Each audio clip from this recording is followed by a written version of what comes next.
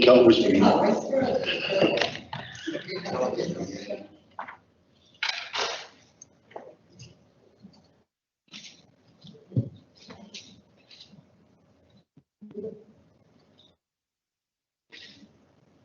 Good afternoon, everybody. I'd like to welcome everybody here today. It's good to be back at Shire Hall.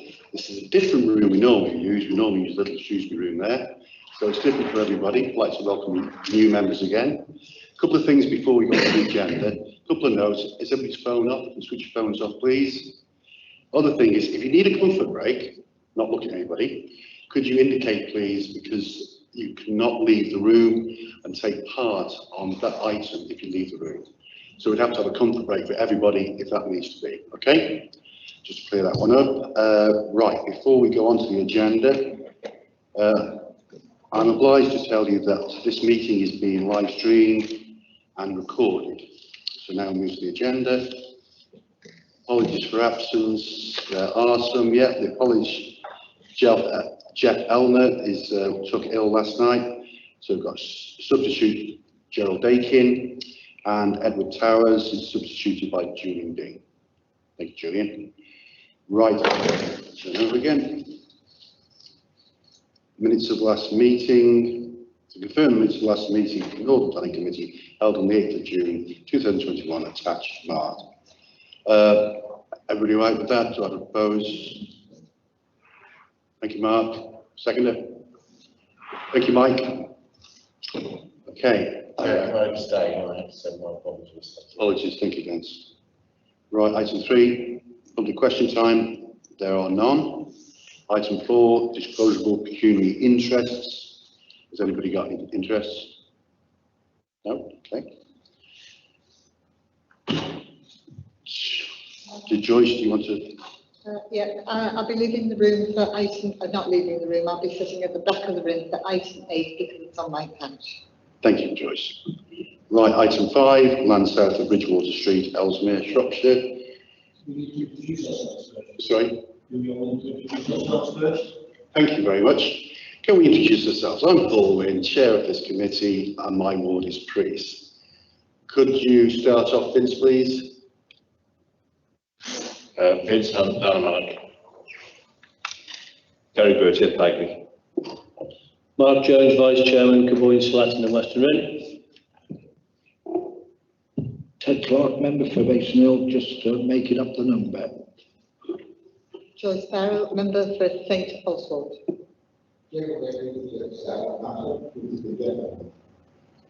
Julian Dean, Port Hill. Mike Isherwood, Oswestry West. David Vasmer, Underdale. Alex Wagner, Baybrook. Thank you very much. Now the officers. Kelvin. Kelvin Hall, Principal Planner. Philip Molyneux, Principal Planner. Kim Brown, Solicitor. Thank you very much. Thank you for that, Mark. Okay, now we'll move on to item 5, land south of Bridgewater Street, Ellesmere. And Philip, you are presenting. Thank you. Thank you, Mr. Chair. Right. This application is presented to committee for the reasons as set out in the addendum in relation to affordable housing provision and site. Attached to the report, copy of the report, members will be aware this application was presented to committee on February the 9th, 2021. The applicants have confirmed they intend to continue to provide affordable housing on site as set out in the original report. However, they are unable to deliver the 6 additional units alongside the 2 policy compliant units as part of a Section 106 agreement. Owing to grant funding issues they will receive from Homes England. The applicants have confirmed they are willing to pay the 19,000 commuted sum for the 0.3 because this is a site which affordable housing is 10%. And 10% of the proposed development is 2.3. So the 0.3 is as a sum of money. And this will be referred to in Section 106. In order to make this clear, the development is offering a policy compliant amount of affordable housing, which for the site is 2.3 homes. this will be secured by the Section 106 agreement. Taking into account the development plan policies and all material considerations, officers consider the development is acceptable in planning terms with the amount of affordable housing as proposed. When the application came before committee in February, the applicant was offering an over provision of affordable housing, and this was taken into account by committee to be secured by a Section 106 agreement. However, it has since become clear that the over provision would be delivered using grant funding from Homes England. Homes England will not offer grant funding for affordable housing that are a requirement of a planning permission. This is because it would, in effect, be subsidising the developer landowner to provide affordable homes that they would have to provide in any event to secure the planning consent. The grant funding is meant to secure additional affordable homes, as is the intention here. Therefore, although the intention of the developer is still to secure grant funds and provide extra affordable dwellings, to be eligible for the funding, these extra houses cannot be secured by the Section 106. As the extra affordable housing is not secured, then the committee cannot give any weight to the extra affordable housing in their decision. So therefore, the two houses which will form the Section 106 will not be grant funded. The others will, but Homes England will not fund these if they're part of a planning agreement. For members' benefit, since the previous resolution, I will now briefly run through this original presentation to committee as an update to the current situation. Application is made in full and proposes the erection of 23 dwellings, formation of vehicle and pedestrian access, amenity space, and associated works on land south of Bridgewater Street, Ellesmere. There are no further updates to those I've already given. Application site, which is classed as a brownfield site and allocated for resident development in accordance with the local plan, as outlined in red on the slide, and is located adjacent to existing Fairland Leeson development, which is residential, located the south side of the Tesco store in Ellesmere. Alongside the eastern boundary of the site is the Shropshire Union Canal. This shows the application site as outlined in red, with the residential to the side as indicated in the plan, and on the opposite side, the Shropshire Union Canal. Next slide, please. This is the proposed layout of 23 mostly semi-detached dwellings. The proposal also includes a provision for landscaping on the eastern side adjacent to the canal. This is an example of the proposed street scene, forming part of the development.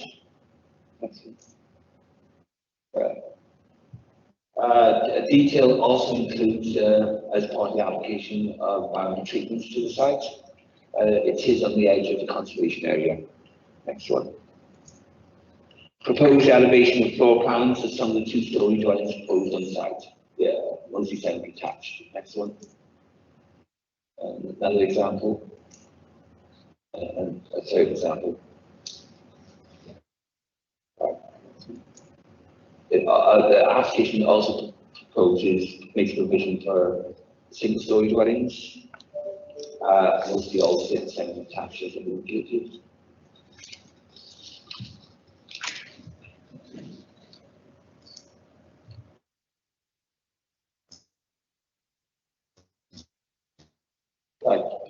Fully gas on the site taken from the entrance into the site off Bridgewater Street. And then these are taken from alongside the canal on the opposite side. Members' attention is drawn to section 6.6 of the report on the historic environment and concerns raised by the conservation manager in regards to character and appearance of the development.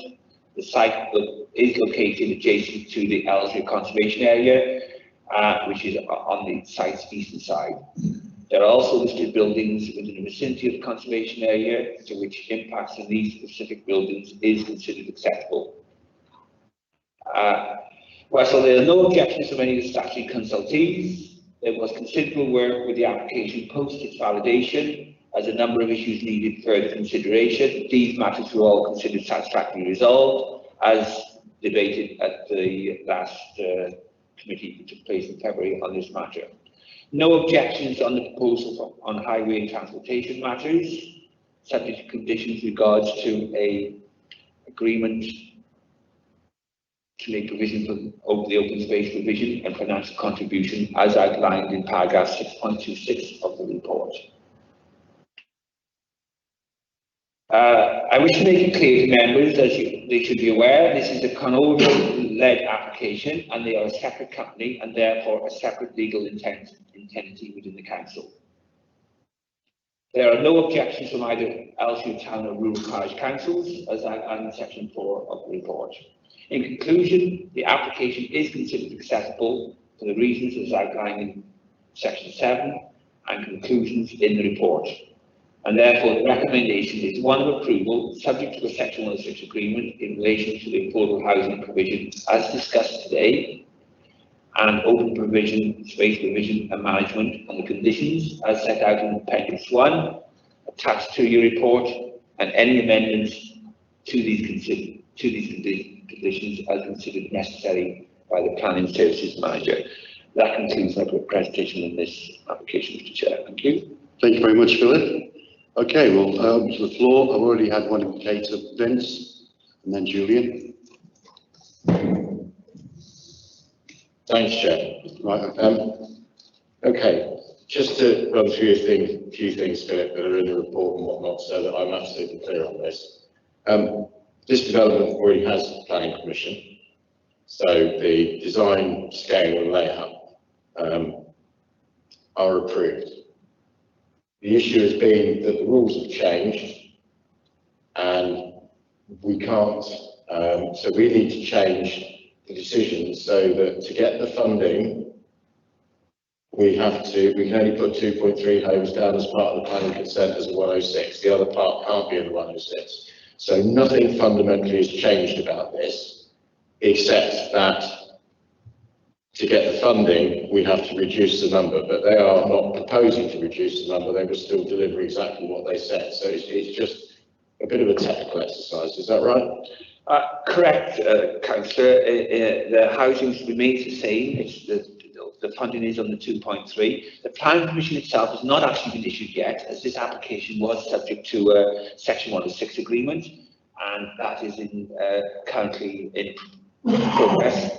And it's that has highlighted the situation to the developers with regards to the funding issue. If they have the houses all in the Section 106, the 6 extra houses, which they are still prepared to deliver, wouldn't be subject to the grant on it from Homes England.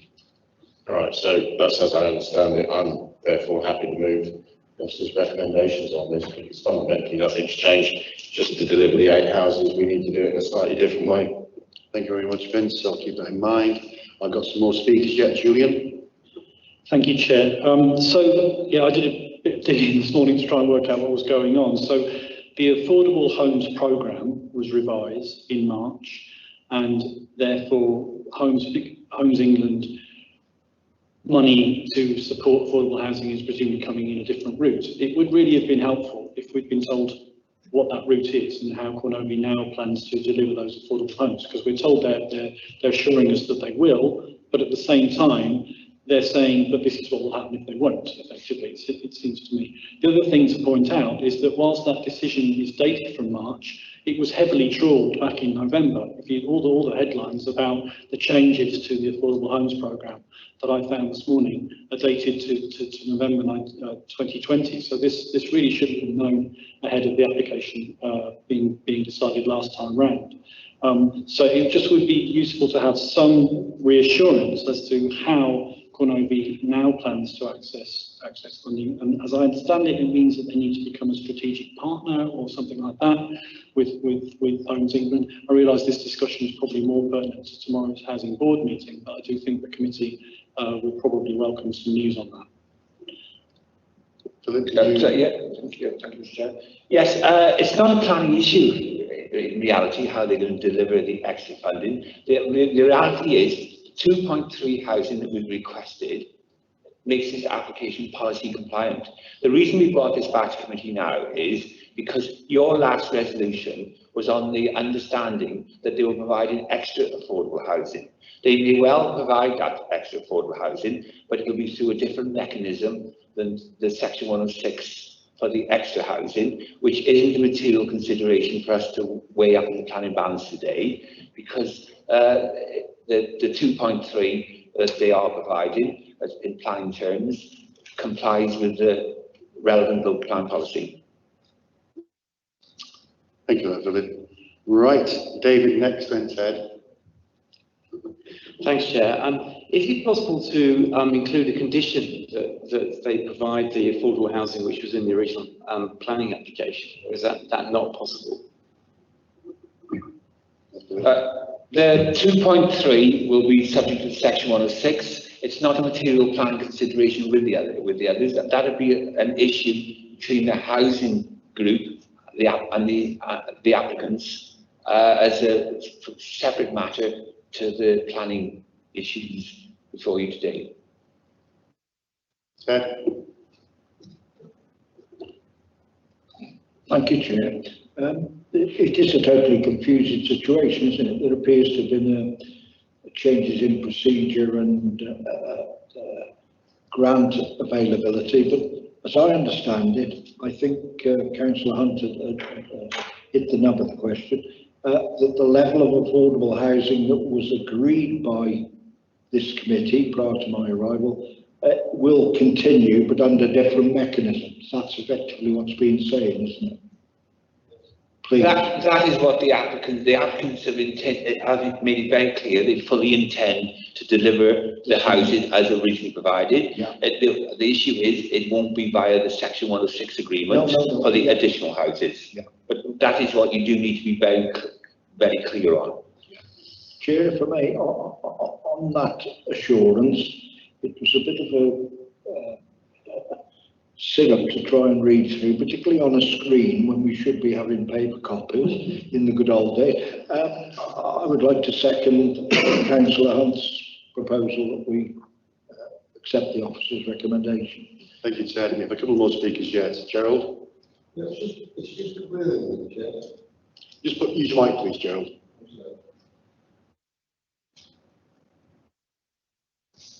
Middle one, that's it.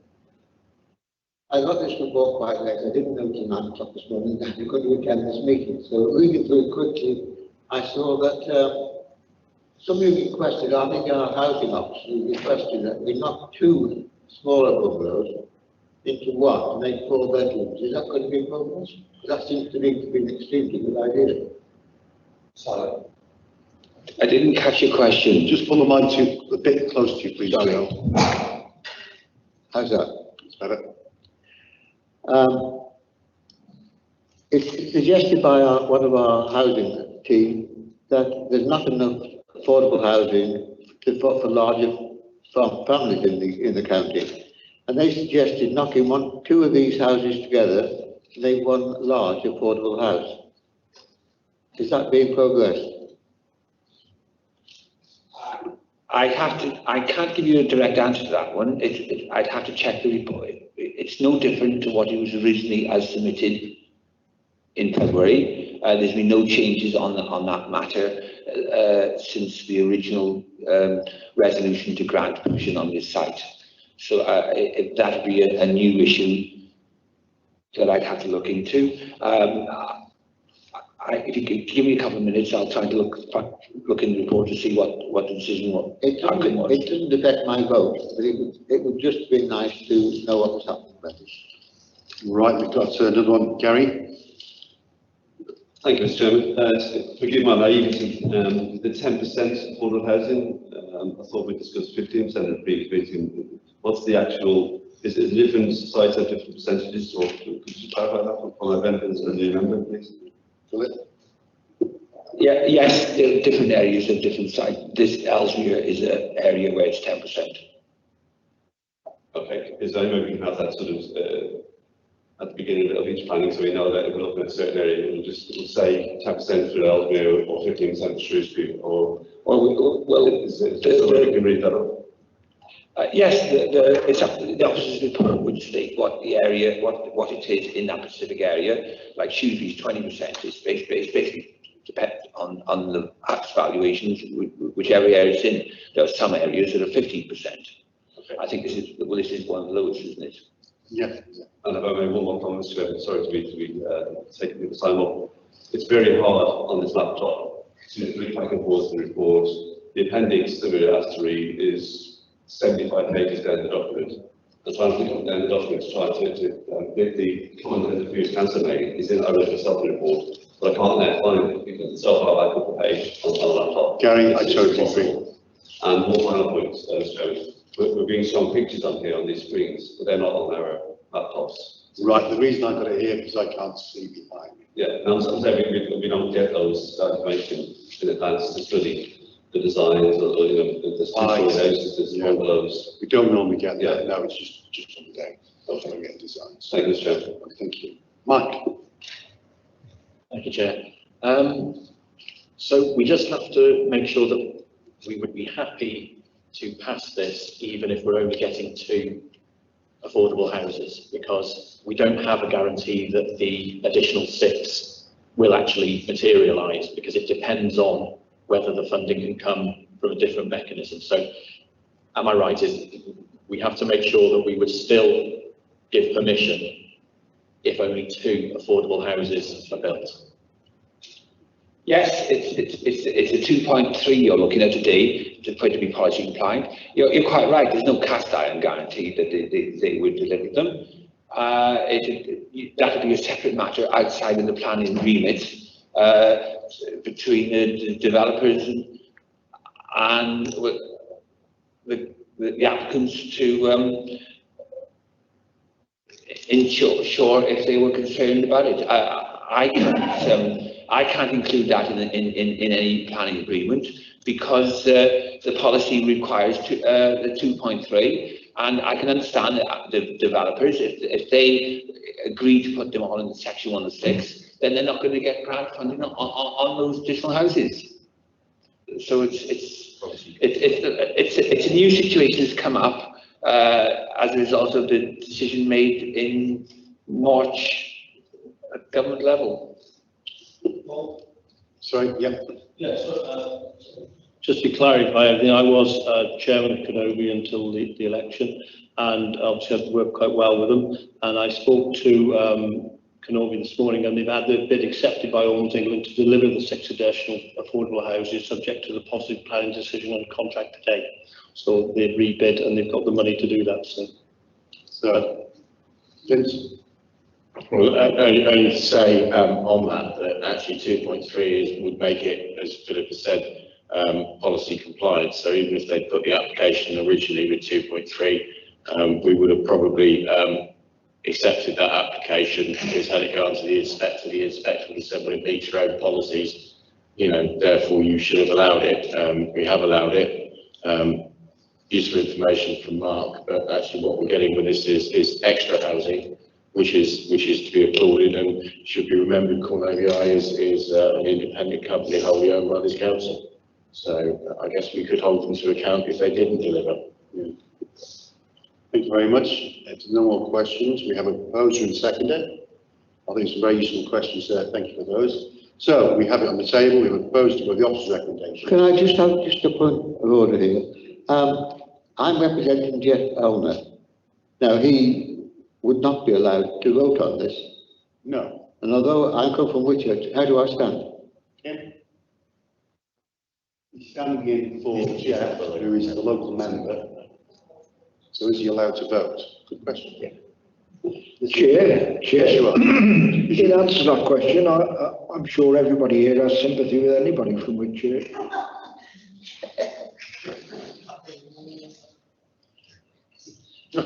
Okay, we've got on the table, we're going to take a vote on it. All those in favour? Unanimous, thank you very much. Oh, right, here we go. Right, we're on item 6 now. Wharf Caravan Park, Gladstone, Cheswardine. And presenting is Kelvin. Item 6. You get repetitive fingers, though.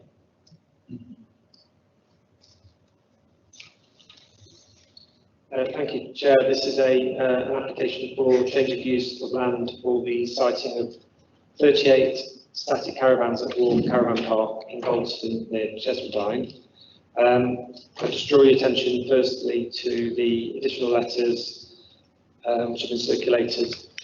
Firstly, that we have confirmation that the applicant has agreed to the pre-commencement conditions, which is a requirement before we grant planning permission. And secondly,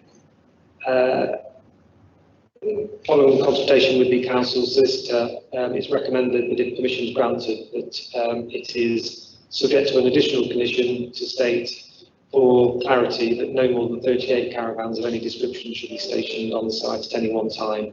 It is included in the description of development, but it provides a little bit more certainty that because it's an application for a use of land rather than operational development. Kelvin, just a sec, please. Just pull the mic towards yourself. Sure. Please, I'm struggling to hear. It is included in the description of development that it is for 38 caravans, but this condition would provide more certainty that no more than that would be positioned on the site. So this shows the location of the site within the site boundary edged in red. The existing caravan site is on 2 sites, to the southwest between the bigger red line area and the canal, and also to the encompassing the smaller red line parcel to the southeast of the larger one. The dark shaped building on the plan is the Wharf Tavern Public House. You can see the nearest residential properties to the northwest and to the east of the eastern apex there of the site.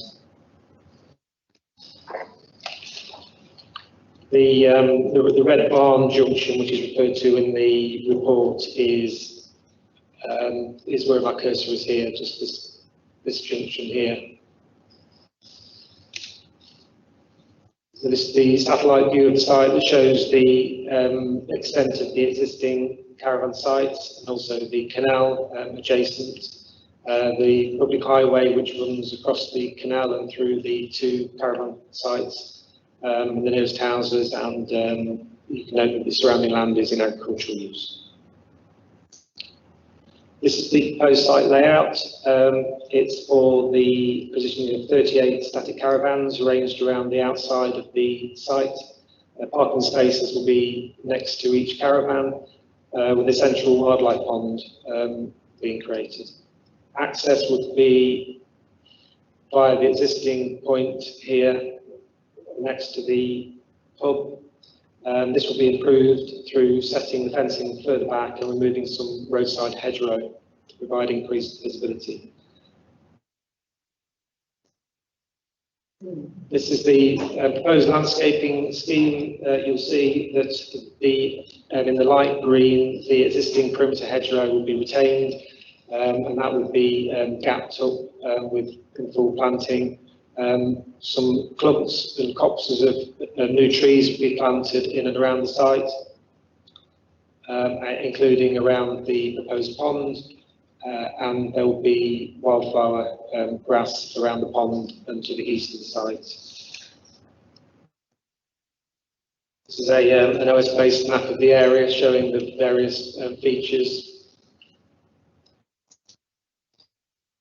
This shows the public rights of way in the area and the connections around to the canal and the path alongside the canal, and 2 listed buildings as well alongside the canal.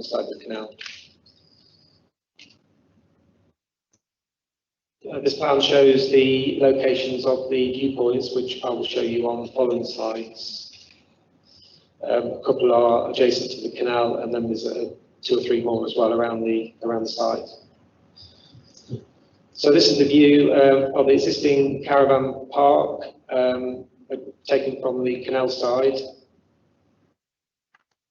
This is a view further down the canal, looking back towards the site, from close to the road bridge. This is a view looking from the canal bridge towards the tavern pub, and you can see the site, the existing proposed site in the background. Access will be between the pub and the existing tree here. This is a view taken further up at the eastern side of the site. This is the entrance to some residential properties which are up towards the northwest of the site. And this is the field where the caravans will be situated. And this is a view from further away to the north from Haywood Lane. And these are some photographs taken of the existing entrance looking left out of the site, and this is the part where the hedgerow will be cut back and the fence moved further back to improve the visibility. And this is looking in the opposite direction to the canal bridge you see in where the cursor is there. And this is a view of the site taken from the site entrance. You see it's an existing agricultural field with fairly mature planting around the perimeter, which will be retained and provides a fairly substantial degree of screening from further views.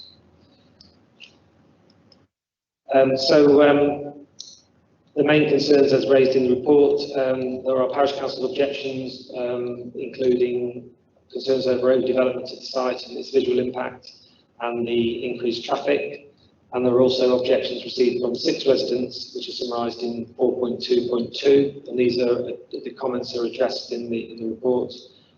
The report does acknowledge the scale of the development in relation to the existing site. I'll just move back. Move that on layout.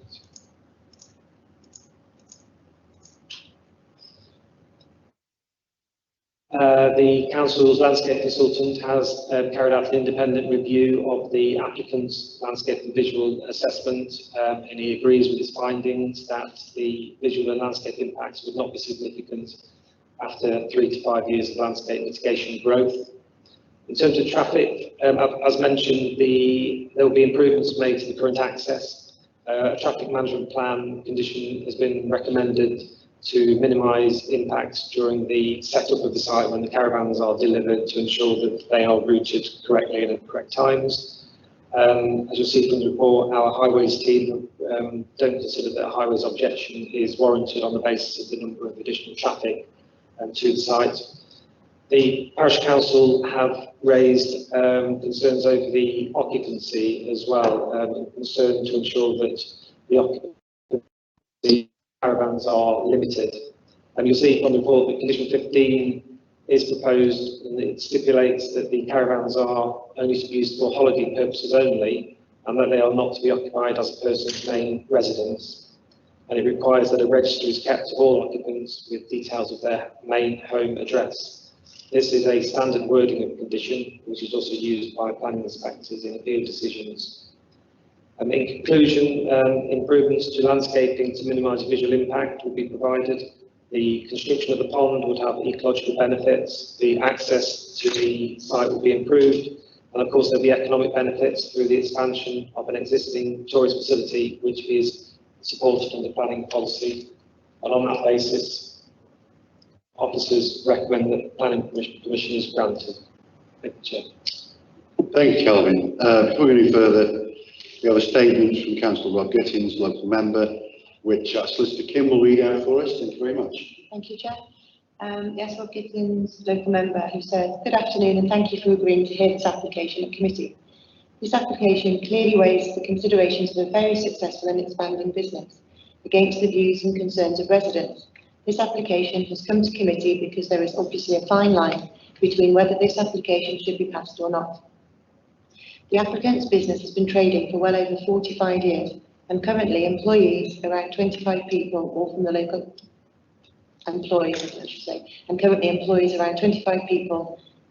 local area. Furthermore, this application would also bring additional jobs to the area as the business expands. As we enter this post-pandemic era, tourism is becoming more and more important. The applicant does do a lot for tourism, not only for the local area, but the wider county as well. And this is very well known, as the applicant provides a high-quality service not only to locals using the public house, but also to those holidaymakers that are using the canalways and the applicant's growing caravan site. That is obviously now wanting to expand tourism out to beautiful county as the staycation becomes a bigger part of our holidaying habits. I would also like to point out that the applicant does play a critical part in the local supply chains, as almost all the food they serve in their public house is sourced locally by other local businesses. This will only serve to increase and better the economic development of the local area. But clearly, the above has to be weighed in context with the views and concerns of both the local residents and the parish council.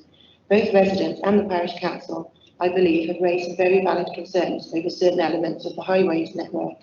In particular, the Red Barn Junction to the east heading towards the village of Chesedine. This has always been an incredibly tricky and dangerous junction, but as a committee you must decide how material this is in regard to this planning application specifically. I have noted the views of the highways officer that has conducted a very thorough investigation into that part of the highways network, and I do believe the officer has raised some material concerns over levels of traffic in regards to occupancy rates, and maybe that's something that the committee would like to look into. What I would also say in regards to the highways network to the west, in particular around Mount Pleasant Crossroads on the A529, this has recently had a lot of money invested on it as part of the A529 programme to improve safety for all road users. And I am aware that predominantly most of the traffic flowing to the applicant's business comes from that direction. I also believe and hope that the committee will take on board the views of residents, especially regarding the visual impact and hopefully the appropriate mitigation measures that could be put in place.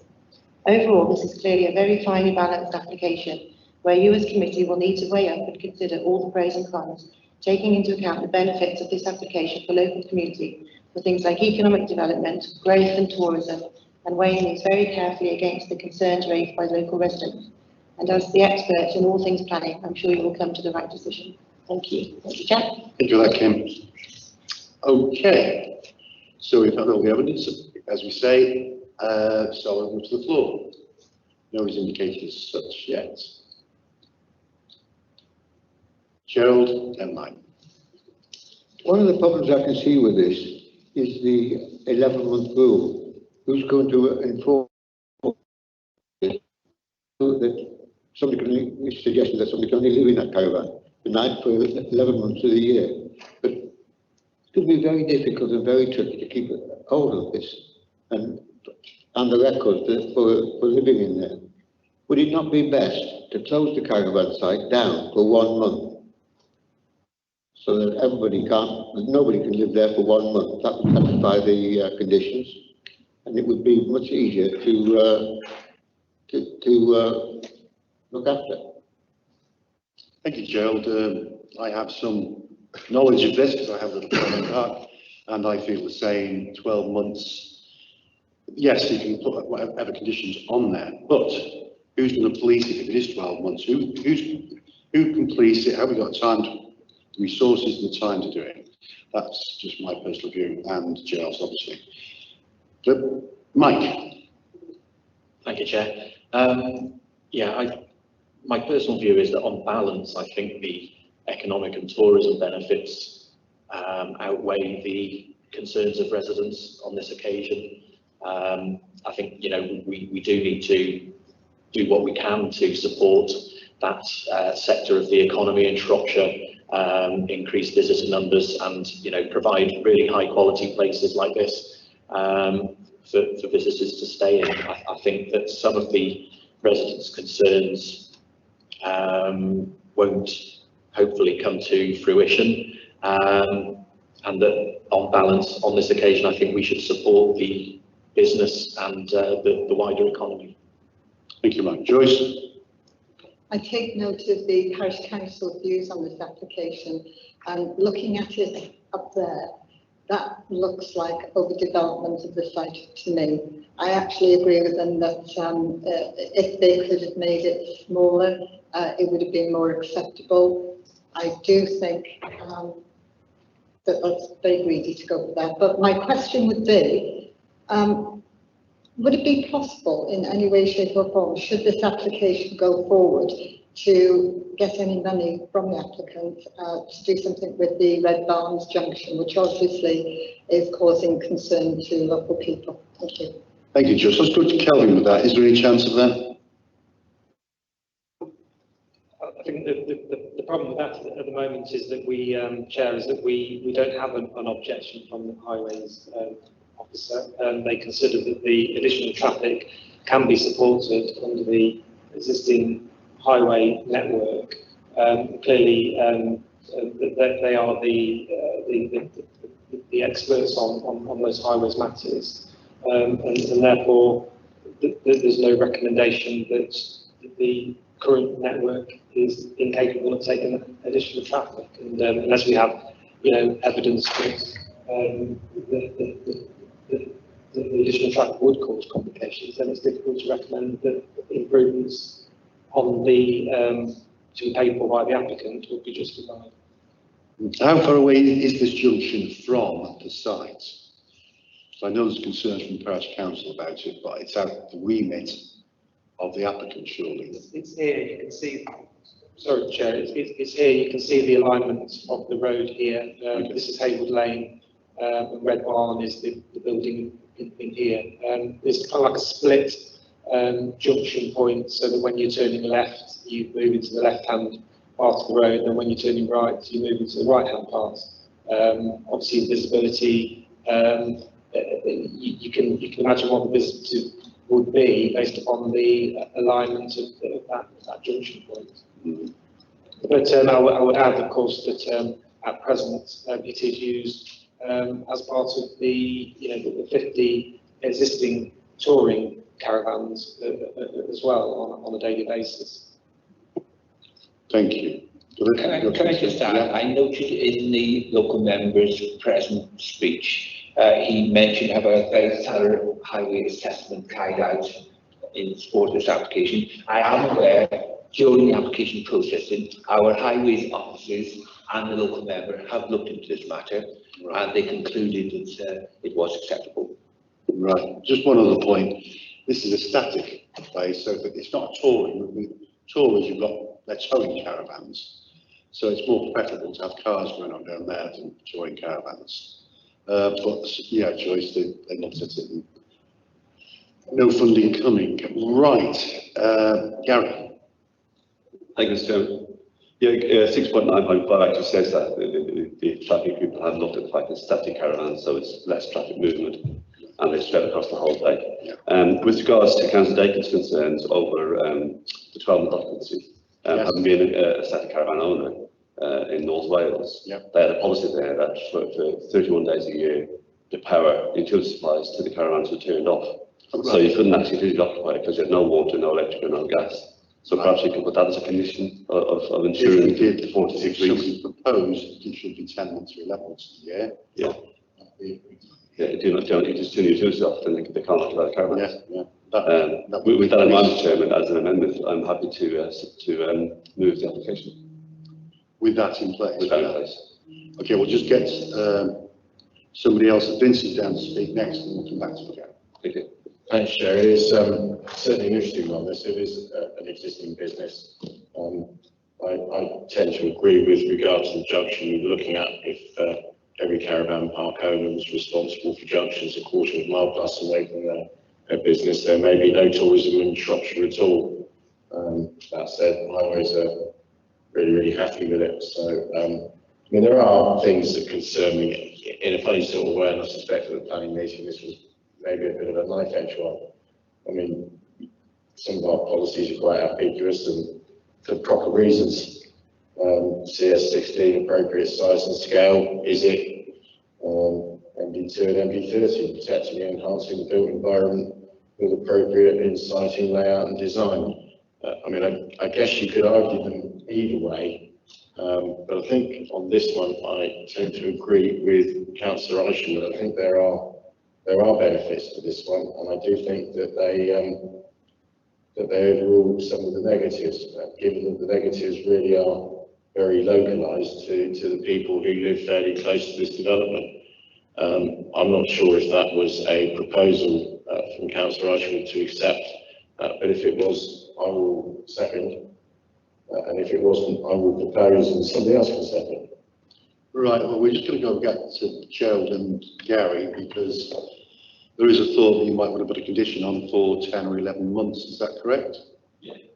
So your proposal is for it to be 10 or 11 My months? proposal would be that we put a 46-week limit, and that utilities are switched off for the remaining 5 weeks or 6 weeks, 6 weeks, so that the caravans are unusable for that period of time. I have a second for that. Thank you, Mike. So I have a proposal and second for that. Is everybody clear what's going on? So we're proposing to put a condition on that it's closed for 6 weeks, presumably January, February, or whatever, and the utilities are switched off so nobody can.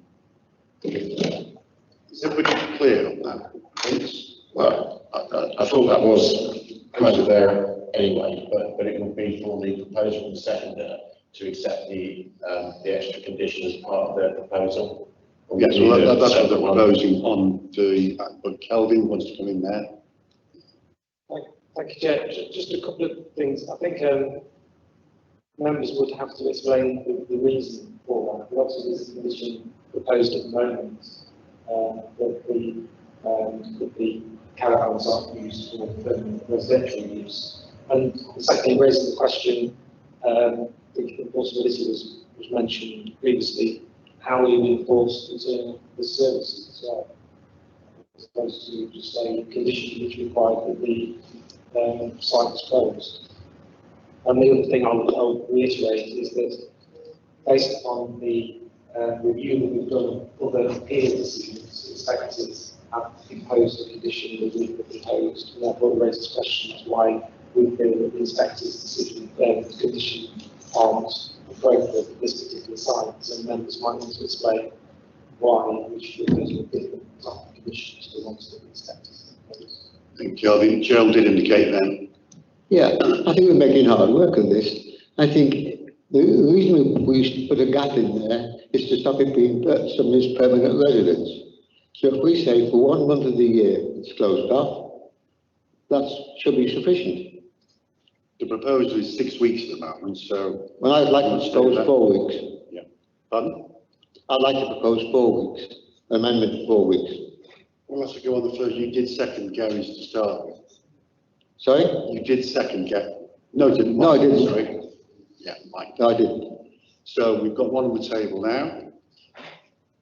So the difference is, just before we go any further, Kelvin, you happy with that reason to make sure that there's no permanent residence there? As a reason. Yeah, going back to condition 15, the reason is to ensure that the approved accommodation is not used for unauthorised permanent residential occupation, C3 use, which would be contrary to national and local plan policy. I think members are suggesting that they would want a different type of condition, which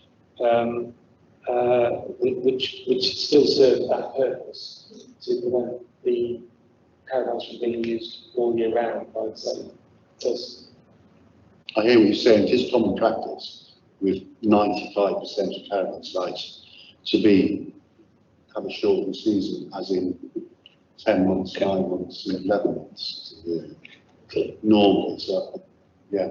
Clearly, that would have an impact on the tourism venture, if they would have to close down for a certain period of time, when otherwise the site could be occupied by different people. So that would impact, if they can only operate, for example, for 11 out of 12 months, then that is 1 month during the year when they aren't bringing in any business. It is common practice, though, in my opinion. But I know factually it is common practice to have a shortened thing. We have a proposal on the table now. Can I ask before we do go any further? With regard to the suggested additional condition, is there any legal advice? Because I'm not too sure about shutting down services. Because if you were going, for example, if you were going to shut it down, you'd almost certainly be during winter month. And I suspect if you were to shut the services down, there could be frost issues. I should imagine that might be a separate civil issue between the applicants and the occupiers and site owners. So can I suggest we ask for legal advice on? Yeah, I think if you want to put heating on, stop it freezing up. Yeah, I think that's a civil matter, but I know that caravan parks do turn off services, because you normally do a drain down, don't you, for the months that it's closed? But I think that would be a civil matter. But going back to what Calvin was saying, I think holiday patterns now are changing, such that people do want to take holidays maybe in the winter periods. And we've looked at some previous inspectors' decisions, and they were saying unless there's another reason why that the caravan park would need to close for a month or 6 weeks over the winter period, then the condition that we've got which says that it should only be for holiday use rather than residential use should be sufficient in the circumstances. So I think we need to look for a reason if we want to impose that it closes for a month or 6 weeks, why we think that should be imposed as a condition, rather than just to impose the to prevent it from being a residential occupation. I think we're trying to say it's very hard to police something like that, 12 months. Who's going to police it to make sure nobody's living there? And how can you police it? There's nobody on site for a month or 6 weeks. If it's all year round, how can you prove they're not living there? It's a very grey area. Yeah, we have a proposal on the table. We just get the proposal straight first. I think the electric, sorry, Kelvin. In terms of policing, I do take the point. I reiterate again that it's a standard condition, but also that the second part of the proposed condition is that an up-to-date register is maintained. So if there was any indication put forward that the site wasn't adhering to that condition, then we could obtain the details from the operator as to who is occupying them and what their main home addresses are. And so that's the second point that facilitates the enforcement of the condition. It still obviously involves proactively going out and finding that information, but it's still the information will be made available to the planning authority so that we can enforce as need be. I hear what you're saying. Vince, next. Well, only really to say, Mr. Chair, that I did either make a proposal or a second prior to the amendment I did. You said if Mike's happy. Yeah, I said I'm happy to second that, and if he's not proposed it, I'm happy to propose it. So I'm quite happy with the existing rules as they are, because I think they are every bit as enforceable as closing the site and to send somebody out and see if there's anybody there. I'm just, who did propose first? Mike didn't propose it. You seconded it, or you were happy to second anybody proposed. I think my exact words, Mr. Chair, were if Mike had proposed that, I'm happy to second. If he hasn't proposed it, then I'll propose it. Okay, so that's the first proposal. So do I have a second of Vince's proposal then? I'm happy to withdraw my proposal, Mr. Chairman, and second Vince's proposal. Right, so you're going to second Vince's proposal And as the withdraw old recommendation as it stands? Yeah, because when you read the detail, they are right. We can be as black and white as enforceable on this condition currently written as on the turn the power off. But perhaps as a planning committee, we should consider a law in the future for any future applications along the lines of close for a period of time every year, or something along those lines as a future decision of this committee. Okay, you're opposing second, Gerald? I propose this, but I didn't want to close down. I would like it closed down for 1 month of the year. Well, what we've got on the table now to go with the officer's recommendation as is. We've got recommendation, mine does not, yeah. Pardon? We've got a recommendation to allow it, haven't we? To go with the officer's recommendation as it stands. Yeah. I'd like to amend that to say that they close down for 1 month of the year. Right, do I have a seconder for that?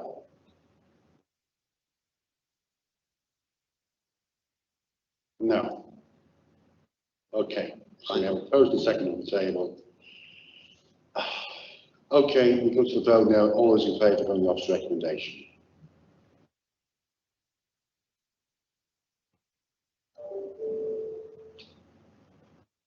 Seven. Against? Abstentions? That is carried.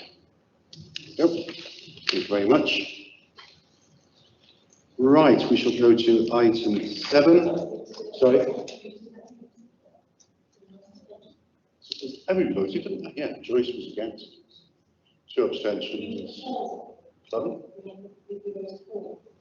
Can we have the people who voted for again, please? 8. Okay. Against? 1. Abstentions 2.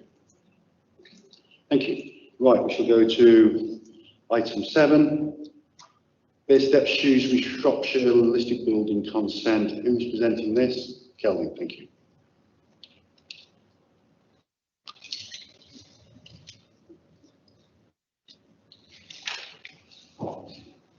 Thank you, Chair. This is an application for listed building consent to carry out repairs to the timber frame and infill panels, replace sections of the rainwater gullies and repair rainwater gullies at Bear Steps in Shrewsbury. Before I start, I'll just draw your attention to a representation made by the Shrewsbury Civic Society, who have confirmed their support for the application and said, being the home of Shrewsbury Civic Society, we welcome the expert report by our architects and look forward to the completion of the work by the end of the year.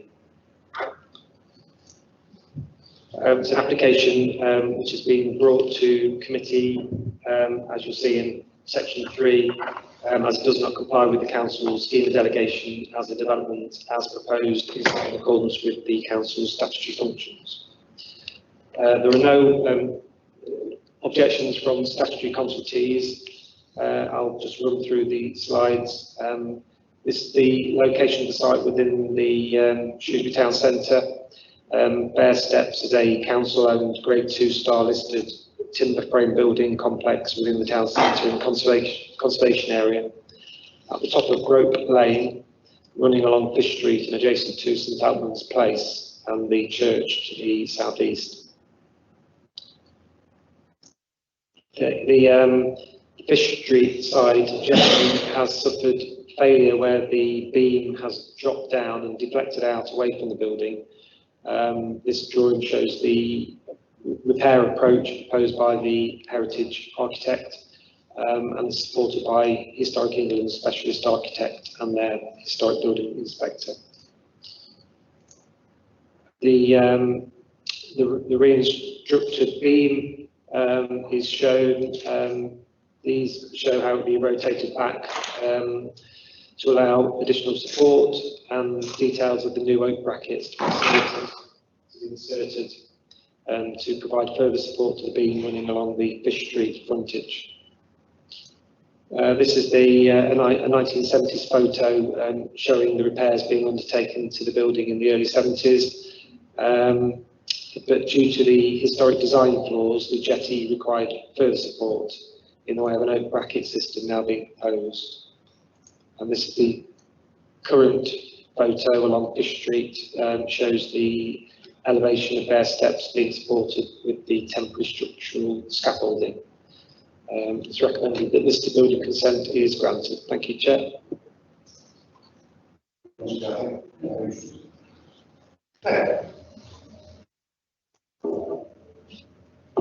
Thank you, Chairman. I'm having great difficulty with my laptop, but that's just a little aside for the amusement of everyone. If I had some paper, I might be able to follow things a little better. I'd like to recommend that we support, or propose that we support the officer's recommendation. It's clear from everyone concerned, including all the experts from outside the council that the renovation is being done in a totally sensitive way, and I think we should be totally supporting it. Thank you, Chairman. Proposal.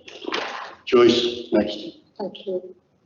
It's a stunning building, and I absolutely agree with Ted and everything he said. I think we should support this. Thank you. Second. Second. Julie? Okay, same thing. Are we happy? I'll take a vote on it. All those in favour of the officer's recommendation? Unanimous. Thank you very much. Okay. Right, item 8, Land off Mill, Mile End Road, Otter Street. Thank you. Thank you, Mr. Chair. This is a hybrid application in that it is made in full and outline. The full section of the application is for formation of a spine road and foot and cycleway with one electricity substation, supporting utility infrastructure, drainage system and landscaping. In other words, the infrastructure of the site. The outline refers to the 10 individual plots to delivered in 4 phases, providing a hotel, 3 hospitality units, along with mixed industrial and a unit with an ancillary, an office unit, light industrial unit, and 2 mixed storage distribution units, along with green infrastructure and ancillary works on land at Mile End roundabout Otter Street. First of all, members' attention is drawn to the update sheet and the formal response from Shropshire Council Ecology, along with the protected species matrix. Members will note the report refers to ecology coming in as an update. They've come in since the report was published with no objections raised, subject to conditions as indicated in the response to be attached to any approval notice subsequently issued. All but one of the recommended conditions were attached in Appendix 1 to the report. It is also recommended that the condition with regards to Great Crested Newts, as discussed in the update sheet, is also attached if members are mindful to support the application. Also, we had a late representation from Shropshire branch of Camping Protection Rural England, and their concerns about carbon footprint and green issues. I'd like to point out that this application, as far as the site itself is concerned, is for an allocated site in accordance with the local plan for industrial development. And secondly, it's outlined in relation to the individual units, which end users are unknown at this stage. I'd like to also point out that in the officer's report, paragraph 6.75 refers to key social economic benefits of the development. These have limited weight. As I just pointed out, the application is in outline. Officers consider the economic benefits of this proposal or material consideration. Final detail with regards to end result of net jobs and the income, etc. These are only limited weight as they're projected. They're not actual, because obviously the units themselves are outlined, and as I just pointed out, we don't know who the end users are actually going to be. The site is, as I've indicated, allocated for employment in accordance with local plan standard policy S14 Otter Street. The site is as outlined in red on the overhead side and is alongside Mile End roundabout, where there are current highway works taking place on site to create a further roundabout as part of Highways England joint benefit with venture with Shropshire Council and road improvement works to the Mile End roundabout. The additional roundabout on land alongside the application site will feed traffic from the Shrewsbury direction and the A5 towards Wrexham and North Wales. This is an aerial view indicating the site is outlined in red in context of surrounding landscape and uses. Osprey located to the west of the site and farmland to the north and east. Immediately to the west of the site and on the opposite side of the A483 is the site of the Osprey SUE. This is the allocated site for housing, which has outline plan consent for 500 plus houses. There's also planning consent being granted for a pedestrian foot cycle bridge, which will connect this housing site to the industrial park, proposed industrial park over the A483. As I indicated, this is approved subject to recent planning application in accordance with the council's scheme of delegation. The full element of the application is mainly in relation to the Spine Road, which is indicated in the next slide. And this will run to the heart of the site. So, the outlying element of the site is mainly in relation to individual units, and the plan before you now indicates the suggested phasing of the development. Next slide, please. This indicates master plan of the site and its intended eventual layout. So, this is the landscape master plan. The site, this indicates landscaping and green infrastructure. This is an important element of the overall proposal in consideration of the location on the edge of town and adjoining countryside, so quite rural in nature. The council landscape consultant raised no objections to the proposal, considering landscape issues have been adequately considered and mitigated for. This plan indicates the proposed electric substation on site, which forms part of the full element to the application. So, now it follows a range of photographs indicating the site and the surrounding area. Further photograph of the council farmland. Site has got some important features of native hedgerows and trees dotted in the landscape. An environmental impact assessment accompanies the application, and its considerations and conclusions are considered acceptable. Statutory and internal consultancy responses are satisfactory, and this includes consideration to highway and transportation issues. A flood risk assessment accompanied the application, and as part of the environmental statement, and its conclusions also considered acceptable. There are no historic issues of concern, and this aspect has been considered as part of the application. Noise issues owing to the location have also been considered, as outlined in section 6.8 of the report on immunity issues. It is noted Oswestry Town Council support the application, and that the issues as raised by Oswestry Rural Parish Council in their response to the application, as indicated in paragraph 4.1, are adequately addressed. Oswestry Ramblers raised objections as outlined in their response in paragraph 4.16 in your report. However, officers considered that these matters have also been adequately addressed. The Public Rights of Way team working with the applicants to address public rights of way issues in accordance with normal procedures. In conclusion, this is a large and significant application in consideration of future economic growth for Oswestry and the surrounding area in which the site is located within. The site being allocated for employment use in the local plan, and the development seen as a substantial route to future economic growth and contribution towards prosperity for the area it serves. Being a sustainable location alongside a major road network on the edge of Oswestry Town. On balance, the application is considered acceptable and in accordance with the local plan and the NPPF as indicated in the conclusions to the report.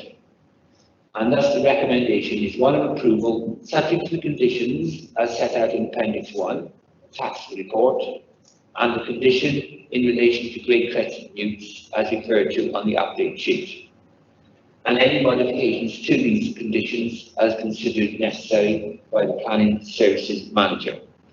That concludes my report, Mr. Chair. Thank you. Thank you, Philip. Joyce, as a local member, would you like to make comments? Yes, please. I just realised I hadn't actually switched this off. So, thank you. Yes, I'm in total agreement with Oswestry Town Council on this, and not my rural parish council. It will bring huge economic benefits to the town and much needed jobs. And I have to add, no resident has raised any objection or concern with me over this application. So I would be supportive, but I can't vote, so I shall go and sit at the back. Thank you. Thank you, Joyce. Thank you, Vince. We're up to the floor now. Vince has indicated. Thank you. I mean, you kind of feel when you look at something like this that there should be substantial debate, but I think that substantial debate has happened over a good period of years now, to be perfectly honest with you. The sooner we get on and get ground cut, other than the bits that are going on with highways at the moment, the better. I welcome this. We need it in Oswestry. So I'm going to move that we accept the officer's recommendations. Thank you. Mike? Thanks, Chair. I second Councillor Hunt's proposal, but I'd just like to add that, yeah, I think that, well, I'm satisfied that the habitat and biodiversity concerns that might have been present in a development of this sort have been addressed very well, actually. And I think it would be almost sadistic for the committee not to agree with this planning application. Oswestry does need these jobs. It's in danger of becoming a dormitory town where everyone has to travel away to find a decent job.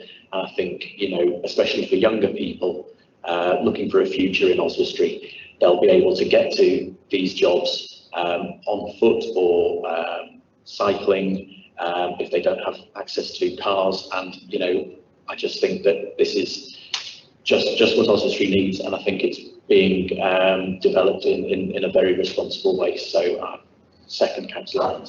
Thank you, Mike. David?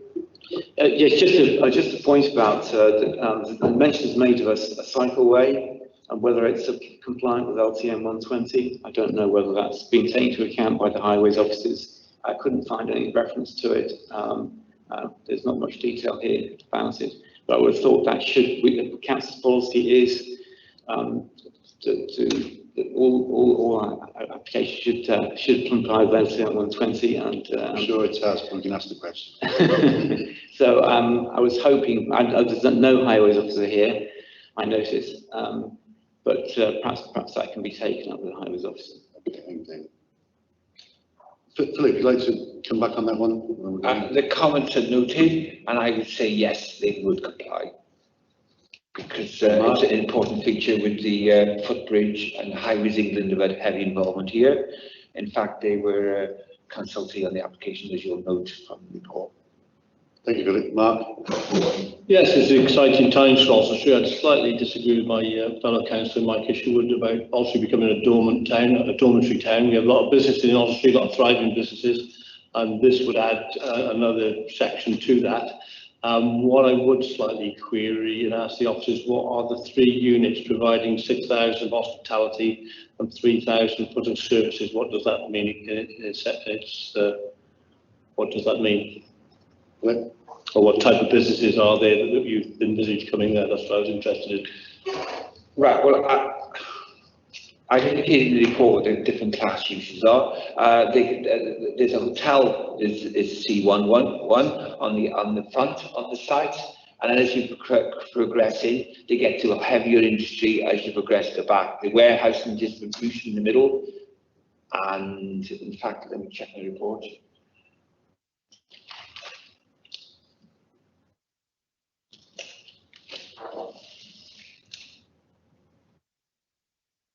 Yeah, and then there's 3 units towards the front, which could be takeaway, fast food outlets within that class use.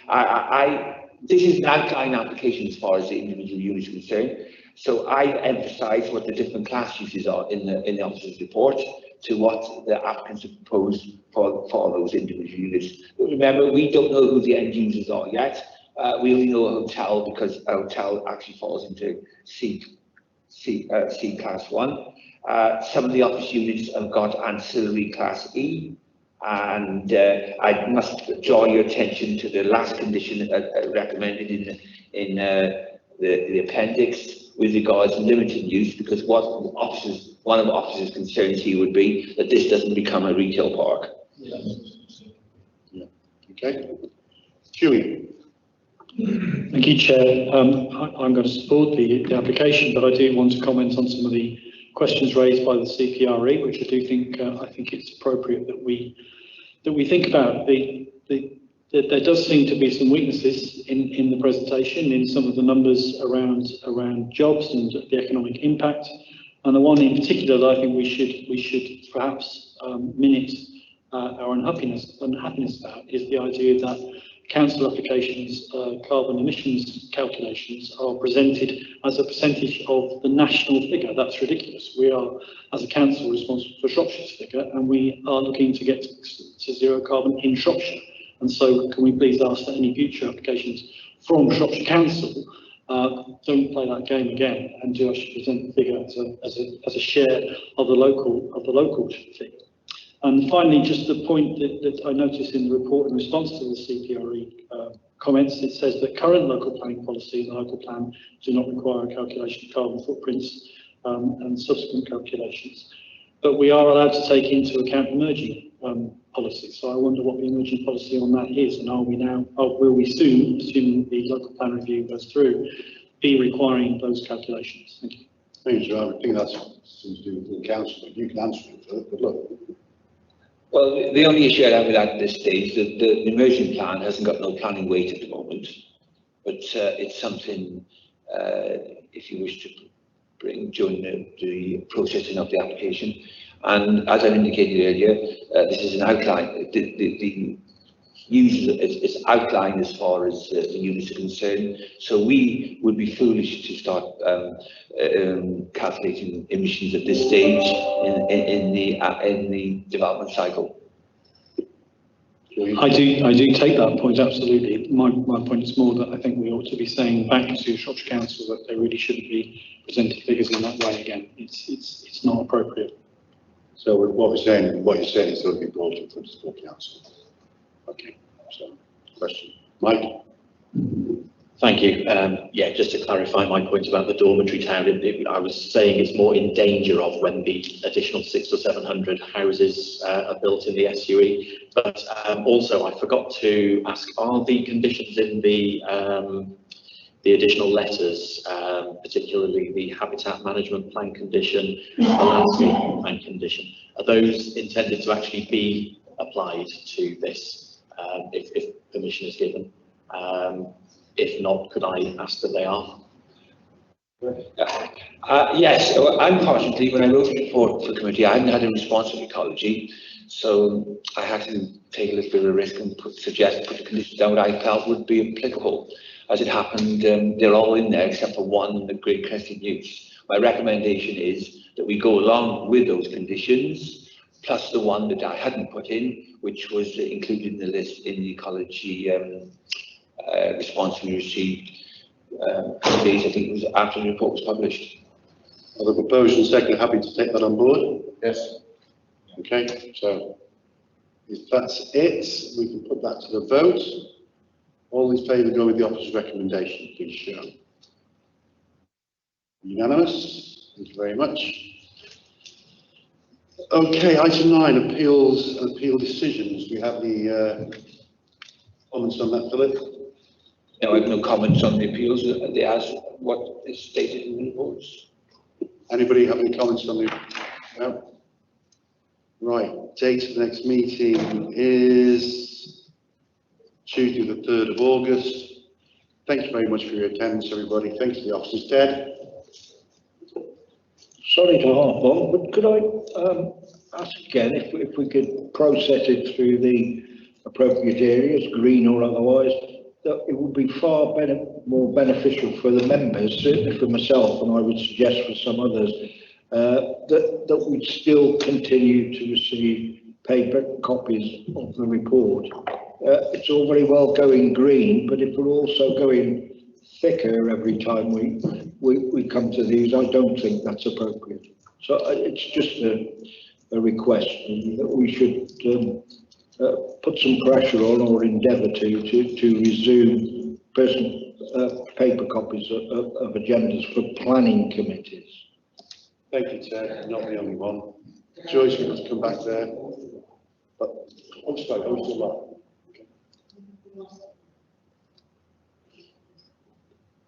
Right, we'll just close the meeting. Thank you very much for everybody for being here. We are going to